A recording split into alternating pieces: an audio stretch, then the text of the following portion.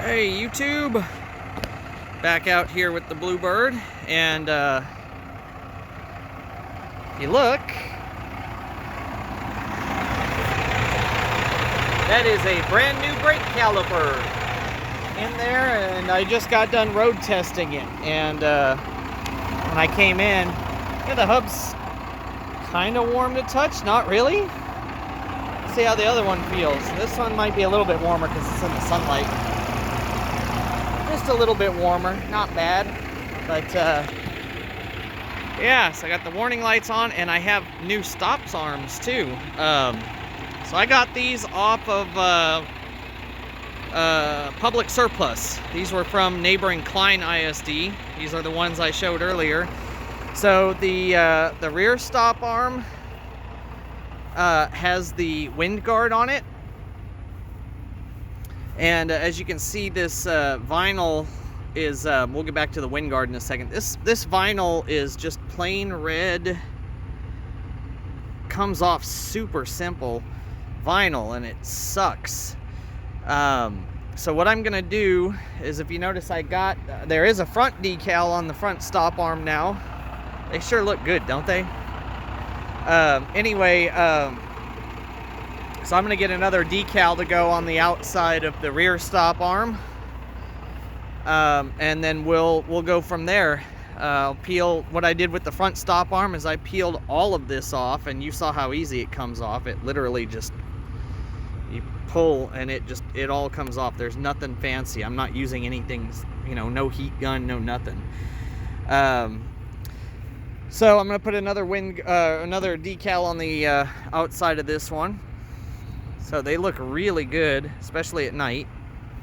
I do have a strip of white reflective material to put in here because I did not change the hinge, but these parts of the wind guard here don't fit around the motor on the front, and that's because the front is this older specialty number 4 series stop arm.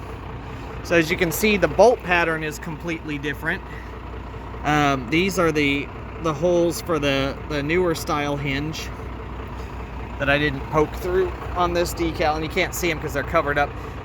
So what I'm gonna do is the wind guard, it starts rubbing on the top and bottom here. So I'm gonna take the angle grinder and I'm gonna trim off maybe a 1/16 of an inch of material from each side, and then it'll fit perfectly around. It'll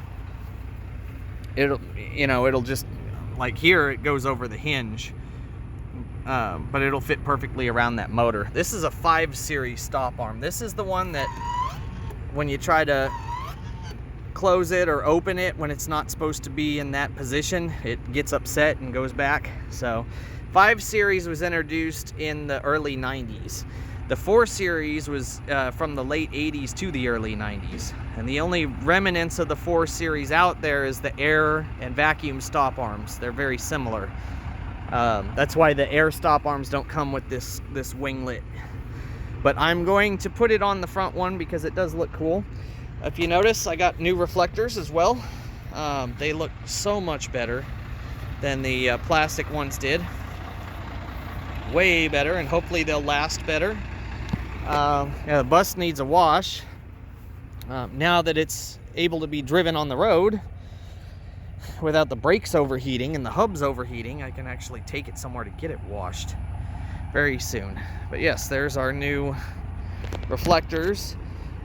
The old stop arm blades are in the bus for right now. Probably hang them up on the garage. Here's the old reflectors. You can tell this was a good DOT SATE light reflector, and this one was just a cheapo Heiko. But yeah, pardon the mess. There's my reflective material from the corners of the stop sign to put on the inside there of the arm, so it looks like that. There's the old brake caliper. It's not the worst in the world. You can see it's crusty. The pistons would have to be replaced. And I couldn't get that bleeder open, so I don't know if it's even worth rebuilding the caliper. But I do want to replace the other 2 calipers eventually. And here's the brake pads that'll go on the front. Well, actually, it's the same caliper all the way around, so those brake pads will go everywhere, but I've got great brake pedal now. Works great. My buddy came out and helped me bleed the brakes yesterday. For those of y'all wondering how it works, let me open the hood here. When you add a brake caliper or have to replace one, and you introduce air into the system, you have to bleed the air out. And unlike air brakes, let me, hang on a second. All right, I shut the motor off so we can actually see here.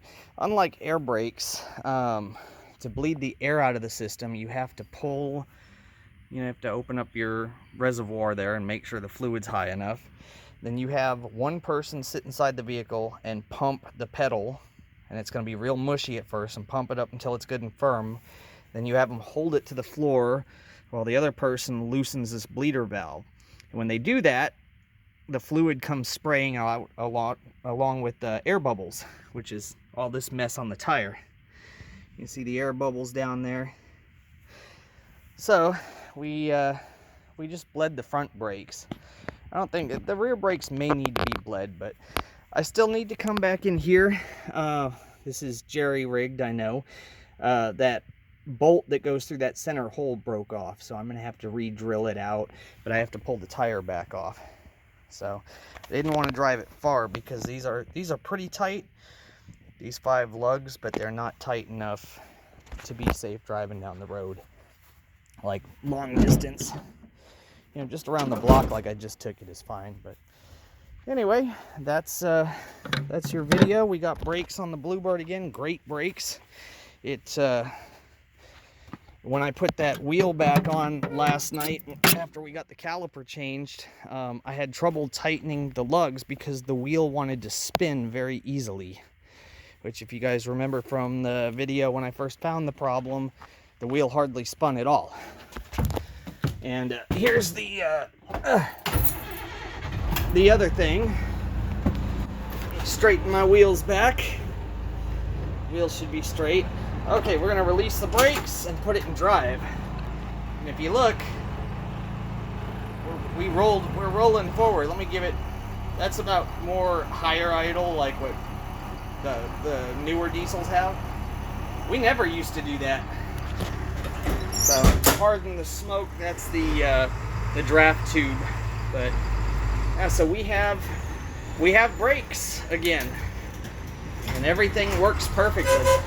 Back up here into my parking spot. You guys can watch as I pull in there. Not hit the Thomas. I may have turned too late. Let's see. Did I? Nope. We're still good. A little bit closer than I want to be. No, we're actually going right into the ruts. How cool is that?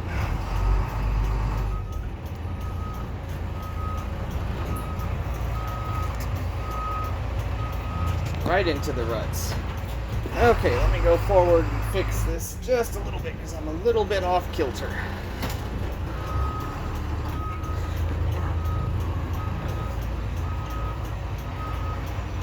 There we go. Set our brake and roll a little bit. The brake's still just a little bit not right, but that's okay. But yeah, so there's your video on the Bluebird. I also have some new lights to put on the Thomas soon. You'll get to see them soon. Some of you purists will not like what I'm doing, but that's just the way it is, and some things will never change. So, but we'll see. Anyway, thanks again for watching, and we'll see you guys next video.